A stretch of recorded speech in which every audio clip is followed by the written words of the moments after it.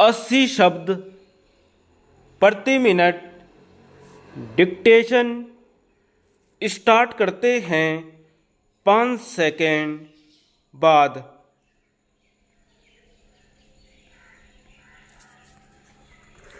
महोदय, एक प्रश्न यह उठता है कि वर्तमान विकास व्यवस्था के अंतर्गत पर्यावरण प्रदूषण की बढ़ती समस्या और नैसर्गिक संपदा के नष्ट होने के बावजूद इसे रोकने की दिशा में कोई प्रभावशाली व्यवस्था विकसित क्यों नहीं हुई है।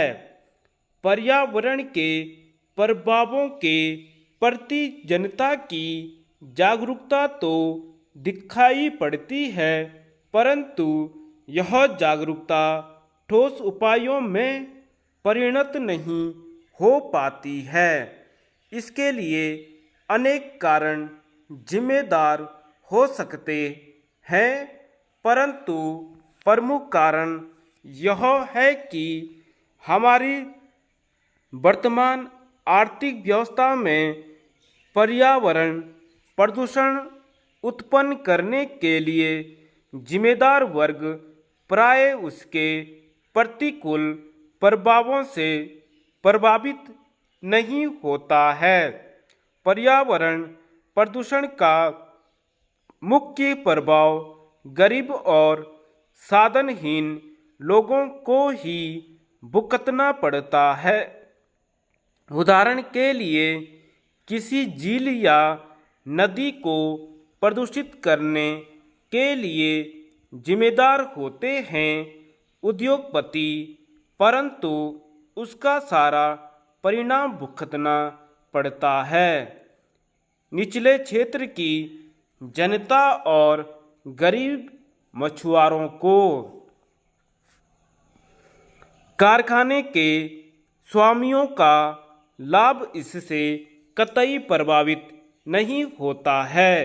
इसी प्रकार सीमेंट के कारखानों की स्थापना से आसपास के क्षेत्र के निवासियों का धूल धुएं तथा खानों में विस्फोटों के शोर से रहना दूभर हो जाता है, परंतु वे कारखानों की स्थापना संबंधी निर्णयों को प्रभावित करने में असमर्थ रहते हैं।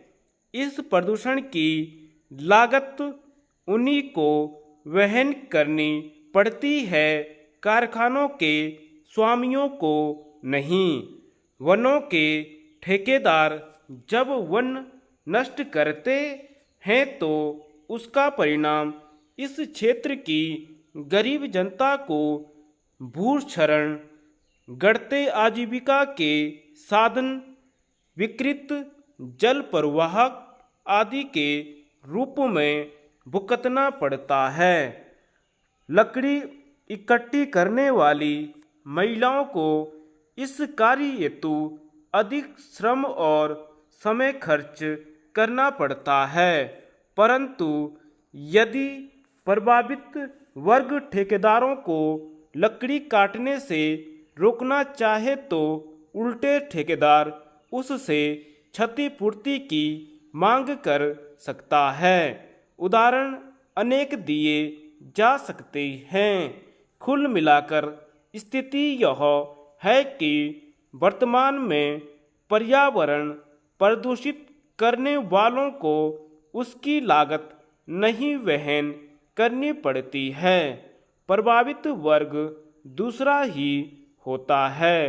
बाजार व्यवस्था उन लोगों के हितों की रक्षा करने में असमर्थ रही है जो कि पर्यावरण ह्रास तथा प्रदूषण को रोकने के लिए अनेक राष्ट्रों ने कानून बनाए हैं, परंतु सामान्य जनता के लिए इनके अंतर्गत संरक्षण प्राप्त करना लगभग असंभव होता है। साथ ही वर्तमान व्यवस्था में मानवकृत भौतिक पूंजी की तुलना में प्राकृतिक पूंजी और संसाधनों की कीमत अपेक्षाकृत बहुत कम रही है। धन्यवाद।